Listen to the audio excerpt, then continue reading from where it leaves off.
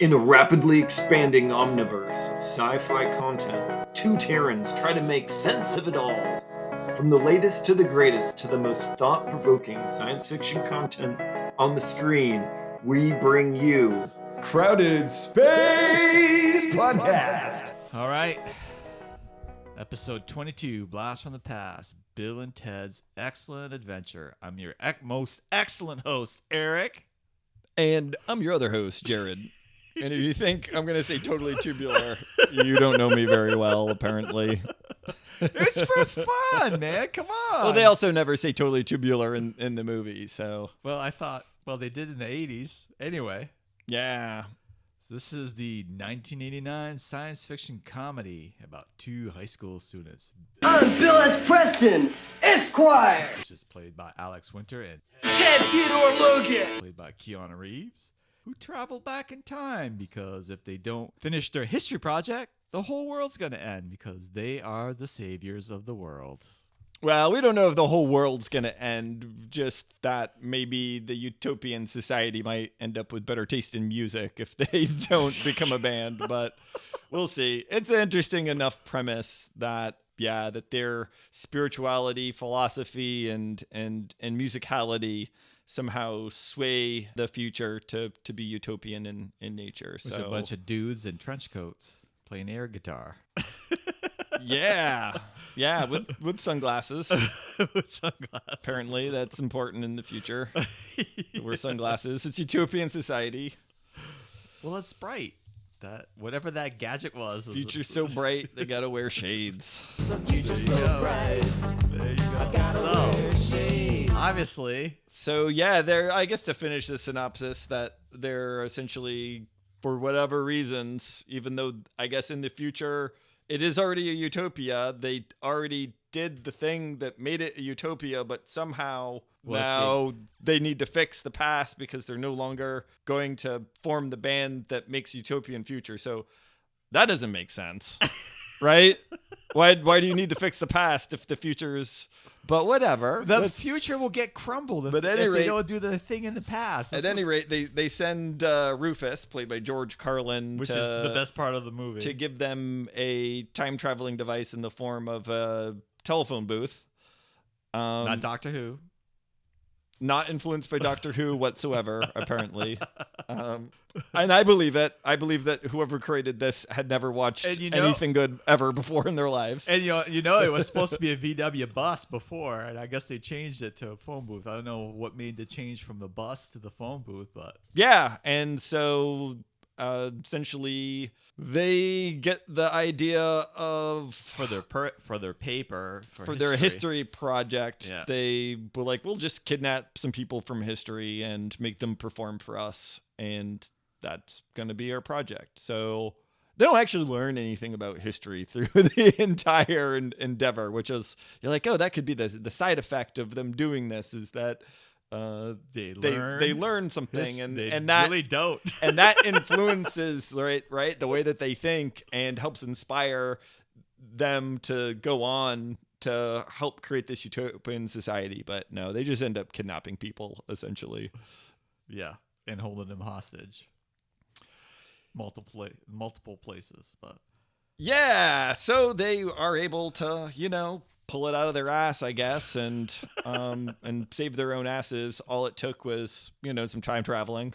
A little overkill for a history report. You think you'd be like, hey, I came back from the future and here's a history report. Just return it in. You're all set. Could have been the easy way around, but, The hard part is when you bring those people back, right? Then they know about the future, so it kind of screws up the past for their past. Oh, don't go there. Don't get me started. Don't even talk about time travel. None of it makes sense. They didn't want it to make sense. You're not supposed to think about it. It's a comedy. Don't think about it. It's a comedy. Yeah. Well, I'm just saying, just don't go there. Just don't go there. I don't want to talk about time travel, because if we start talking about it, then we're going to be here all day talking about it, making diagrams with straws. Because none of it makes sense. From the very beginning, doesn't make sense how time travel would work, and it's just one big paradox waiting to happen. What do you think of the music, for musicality wise? I will admit that off the bat, I don't remember any of the music in don't this either. show, in this movie whatsoever. I don't remember liking the music when I watched it as a kid. Yeah. But the opening scene music, I'm like, oh, hey, this could be good.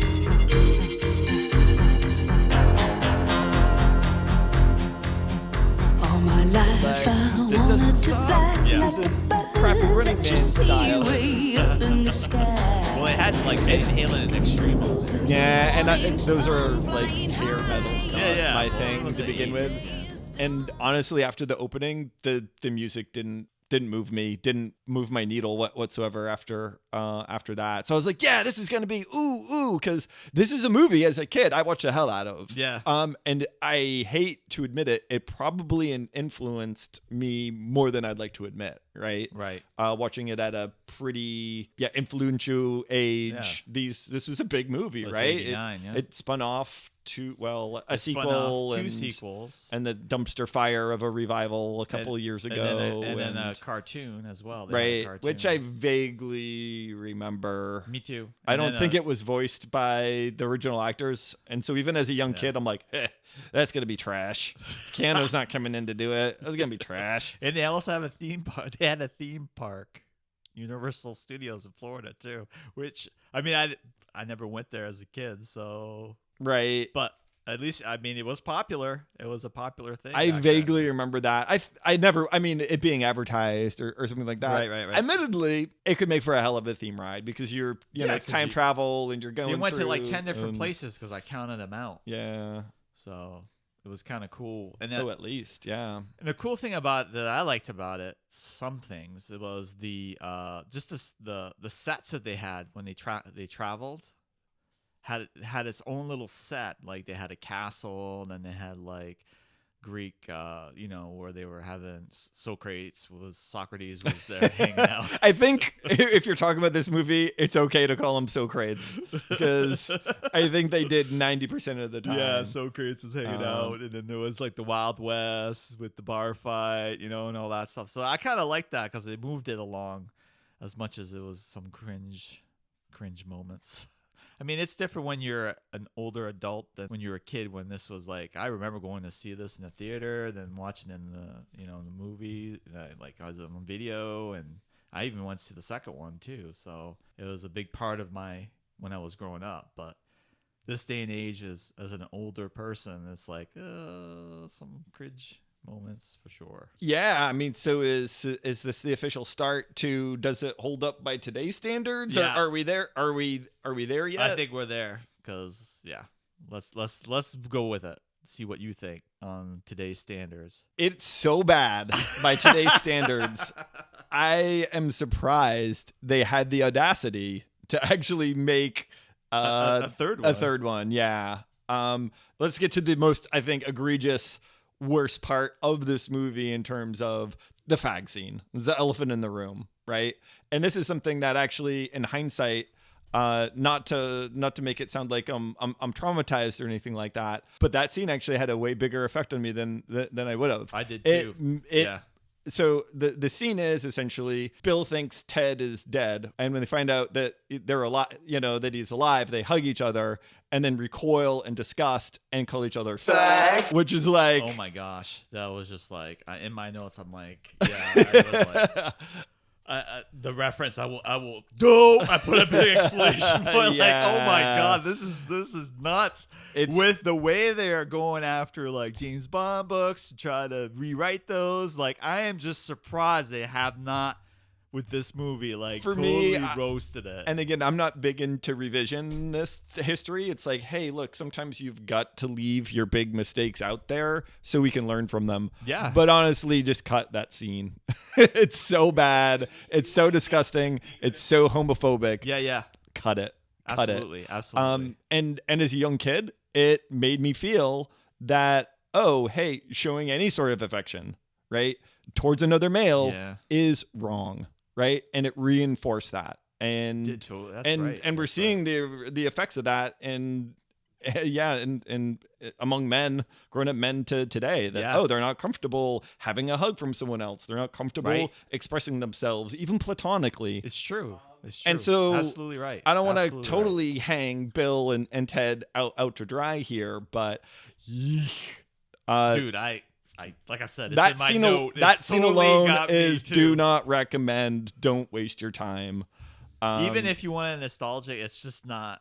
It's just not. That whole part is just it ruined the whole rest of the. I kept thinking about it, watching the rest of the movie, like trying to be like, all right, well, let's see if I can enjoy the moment with like the scenes and the joking around. But no, that whole entire 2-second, was it like 4-second scene, which could have easily been cut out. Yeah, it didn't add much to the movie whatsoever. Just ruined it for the rest of the watch. So there's also some just, the female characters are super weak. They're mostly sex objects. It's like, oh, again, it's the princess in the castle. We're going to save them. And really, he brings it back. I've seen you. I look at you, so I'm in love with you. I don't know anything about you. I don't know anything about your personality. Instant in love, but especially with like Missy, the stepmom. Did you see that scene? They super sexualized or whatever.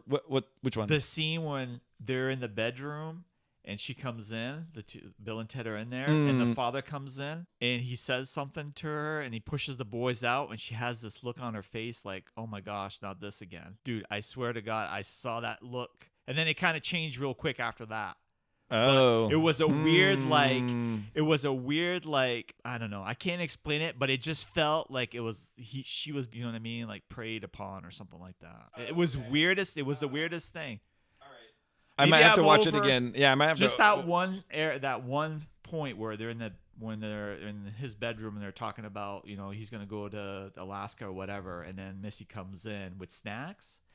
And she gives snacks up, and then the father comes in, and he's like pawing over her and whatever, and then he says something to her, and she has this like weird look on her face, and then it kind of changes when he closes the door. Like, and so that was so over the top that I was willing to give them the benefit of the doubt and be like, look, they're using this as a mirror to be like, yeah, there's a lot of dirty old men that get their second wives, who's this young trophy wife. Yeah. And it's just about sex and not about anything else. And so I was like, okay, maybe they're making a commentary on that because it was so over the top. And the dad's like, screwing his stepmom in his own room, essentially is what they're setting that up to do. And now your dad's going for it in your own room.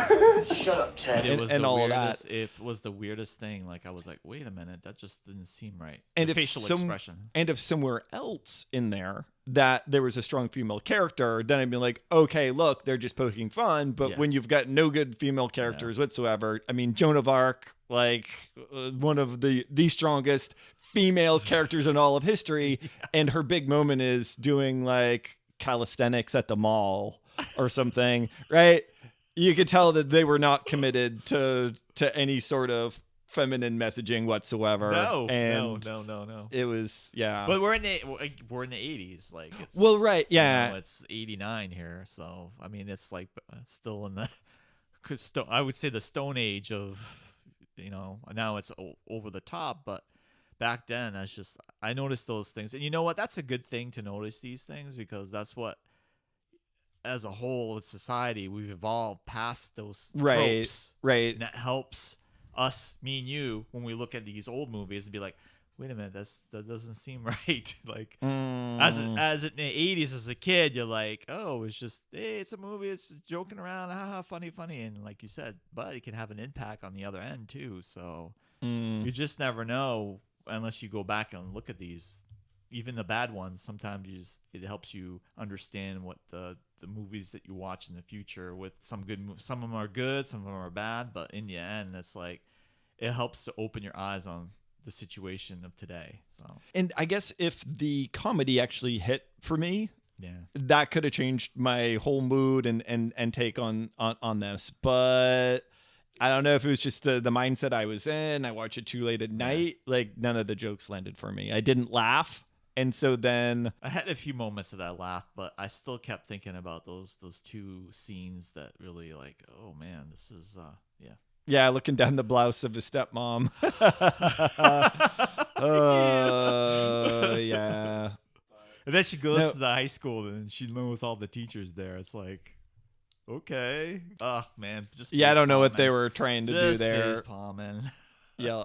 I guess my whole thing is, hey, it's not a bad premise. They're pulling historical figures, right? Yeah. Plucking them from their timeline.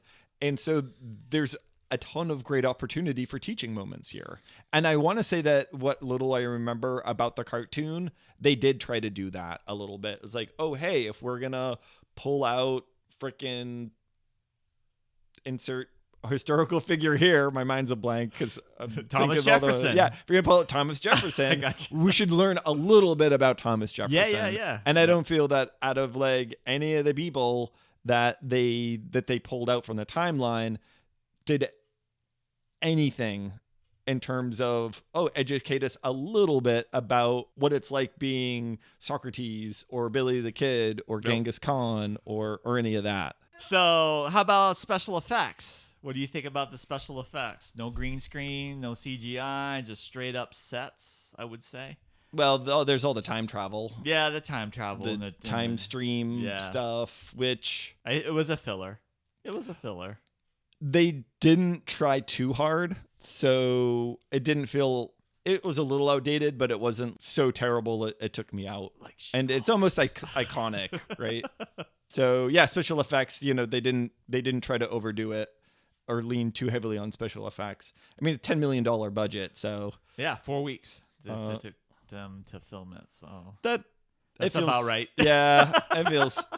It's got the depth of something that was stuck And together being in a 4 Keanu weeks. Reeves fan, I guess this was his breakout from to get him into like The Matrix and all those other movies that he and of course John Wick. Ooh, was it? I feel like this is a movie he spent his whole career trying to shake. This is negative during points right, for it him. is negative points. Yeah. But if it wasn't so negative, they wouldn't have remade one.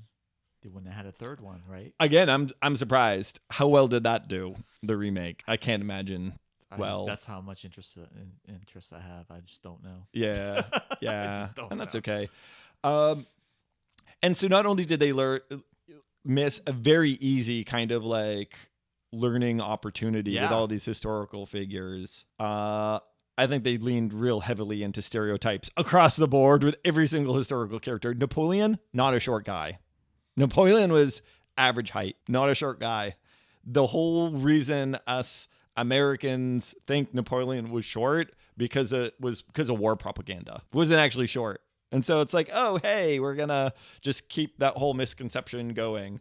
And again, it's a little annoying because the whole premise of the entire movie is like, oh, these guys need to learn something about history to pass to be able to save When the they went to future. when But they see Genghis Khan, he was like, raping and pillaging in his little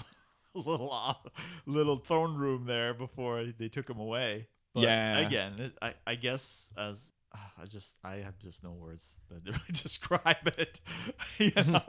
When you come down and you think about it, these little things that come up with this movie, it just kind of like it's like a heavy weight that bogs it down to try to get the comedy out of it. I just don't know. I mean, the two main guys, Bill and Ted, I enjoyed their little like goofy banter between them. I thought that was fun. No way. Yes way, Ted! Right. And like you said, they waved heavily they leaned heavily into the stereotypes of two dumb guys, two burnouts or whatever you want to call them back then. I don't know. I don't even know. Yeah, I guess that's kind of nice is that it's hard to put them to stereotype them. They're not, I guess the closest would be metalheads. Yeah. A little bit.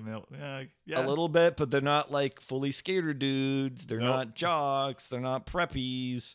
They're not the freaks and geeks. No. And we're just They're labeling them somewhere as in the there. 80s. We're not, as the 80s were.